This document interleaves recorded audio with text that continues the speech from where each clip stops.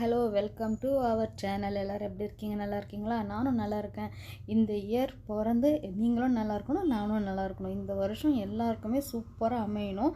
அதுக்காக நான் வேண்டிக்கிறேன் சாமிக்கிட்ட. இன்றைக்கி மார்னிங் ஆஸ் யூஷுவல் சீக்கிரமாகவே எழுந்துட்டேன். ஏன்னா பூஜை இருக்கு இல்லையா, பூஜையும் பண்ணணும், பசங்க ஸ்கூலுக்கும் போகணும். ஆஸ் யூஷுவலாக நம்ம பூஜைலாம் இருக்காது. மார்னிங் ஸ்ட்ரைட்டாக சமையல் கட்டுவில் போயிட்டு வேலையை ஸ்டார்ட் பண்ணிவிடுவோம். இப்போ அப்படி இல்லை, சாமியெல்லாம் க்ளீன் பண்ணிவிட்டு அதுக்கு உண்டான வேலையை முடிச்சுட்டு தான் சமையல் கட்டுவில் போகணும்.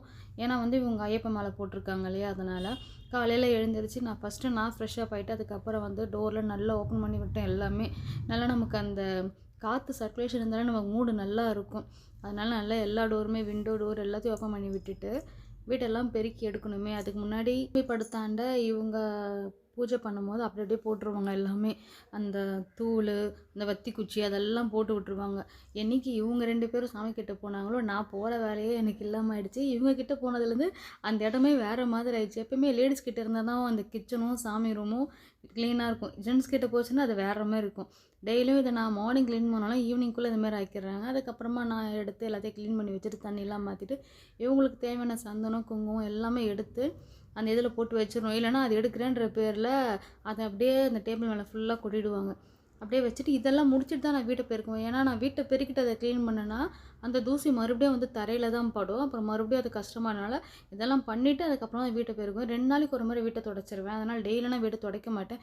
சாமி வச்சுருக்க வீட்டிலலாம் டெய்லியெல்லாம் வீட்டை தொடச்சிட்டே இருக்கக்கூடாது, தொடச்சிட்டே போய்ட்டுன்னு சொல்லுவாங்க. இங்கே இந்த வேலை பண்ணிகிட்டு இருக்கும்போது அங்கே அடுப்பாண்டை ஒரு பக்கம் டீ கொதிக்க போட்டுட்டு ஒரு பக்கம் சாதம் வந்துட்டு இருந்துச்சு. இங்கே இந்த வேலை பண்ணிக்கிட்டே இருந்தேன். இதையும் பார்க்கணும் அதையும் பார்க்கணும். எங்கள் ஹஸ்பண்ட் பிரான்ச் மாற்றிட்டாங்கன்றதுனால அவரும் சீக்கிரமாக போய் ஆகணும். பசங்க கூடவே போகணும். ஃபஸ்ட்டில் ஒரு 10 மணிக்கு போவார், எனக்கு கொஞ்சம் பொறுமையாக வேலை பண்ணுவான். இப்போ அவருமே பசங்க கூட 8:30க்கெலாம் போகணும். பையனுக்கு 8 o'clock கிளாஸ், அவனும் சீக்கிரம் போகணும். அதனால் நான் என்ன பண்ணேன்னா இங்கே இந்த வேலை பார்க்கும்போது அங்கே அந்த வேலை பண்ணணும். இன்றைக்கி ஒன்றும் இல்லை, இந்த மணத்தக்காளி இது கிடச்சிது, எனக்கு வத்தல் கிடச்சது. கொஞ்சமாக போட்டுட்டு சின்ன வெங்காயம்லாம் போட்டு தான் வச்சேன். ரொம்ப வீட்டில் எல்லாருக்கும் கோல்டு, செம கோல்டு, இரும்பிகிட்டே இருந்தாங்க. அதனால் இந்த மிளகு, சீரகம் அதெல்லாம் அரைச்சி போட்டுட்டு சும்மா ஒரு மருந்து குழம்பு மாரி, புளிக்குழம்பு தான், அதுலேயும் சும்மா மருந்து குழம்பு மாரி வச்சுட்டு வத்தல் மட்டும்தான் வறுத்தேன். ஏன்னா இது வேலை சீக்கிரமாக முடியும், இவங்களுக்கு கொஞ்சம் சாப்பிட நல்லாயிருக்கும்னு. பாப்பாக்கெலாம் ரொம்ப ஃபீவர், நேற்றே ஸ்கூலுக்கு போகல, செம்ம ஃபீவர் பாப்பாக்கெலாம். அதனால தான் இந்த குழம்பு வச்சேன். இது வச்சா கொஞ்சம் வாய்க்காவது நல்லாயிருக்கும். வாய்க்கு எது சாப்பிட்டாலும் பிடிக்கலன்றாலேன்றதுனால அதை தான் பண்ணேன். எல்லாமே ஆஸ் யூஷுவலாக நம்ம எப்படி வைப்போம் புளிக்குழம்பு அது மாதிரி தான் வச்சேன். என்னென்னா அது மிளகு, சீரகம், கொஞ்சோண்டு அந்த அரிசி, தனியா, வெந்தயம் இதெல்லாம் வறுத்துட்டு மிக்சியில் ஒரு ஓட்டு ஓட்டிட்டு அதில் கொட்டிட்டு லாஸ்ட்டாக இந்த மணத்தக்காளி வத்தல் இருக்க அதையும் கொஞ்சம் எண்ணெயில் பொரித்து போட்டுட்டு கடைசியாக ஒரே ஸ்பூனு வெல்லம் மட்டும் போட்டுட்டு எடுத்துடுவேன். பாப்பா கொஞ்சம் பொறுமையாக போவான். தம்பி தானே ஃபஸ்ட்டு போகணுன்றதுனால ஃபஸ்ட்டு அவனுக்கு மட்டும் சாப்பாடு கிளறி கொடுத்துட்டு தொட்டுக்கு வத்தல், அரிசி வத்தல் இருந்துச்சு, அதை கொடுத்துட்டு ஸ்நாக்ஸுக்கு வீல் சிப்ஸ் வச்சு ஃபஸ்ட்டு அவனை அனுப்பி விட்டுட்டேன். இங்கே தம்பி தான் பூஜையே போட்டான். ஏன்னா தான் சொன்னேன், நான் அங்கே போகிறதே கிடையாது, அவங்க தான் பண்ணுறாங்க மார்னிங் ஈவினிங். நான் சும்மா க்ளீன் பண்ணி எடுக்கிறது, பெருக்கிறது இது மட்டும்தான் பண்ணிகிட்டே இருக்கேன்.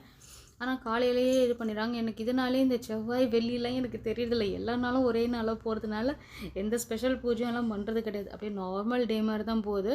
இப்படி தான் எல்லா வேலையும் முடிச்சுட்டு அவன் கிளம்பிட்டான். அவன் கிளம்புனதுக்கப்புறம் பாப்பாவுக்கு தண்ணி சுட வச்சு அவளை குளிக்க வைக்கணும் இல்லையா, தண்ணி சுட வச்சு அவள் குளிச்சுட்டா, அவளை ரெடி பண்ணி விட்டு எதுவுமே சாப்பிடல, அப்படியே தான் கிளம்பிச்சு. பாப்பா ரொம்ப டல்லாக இருந்தா.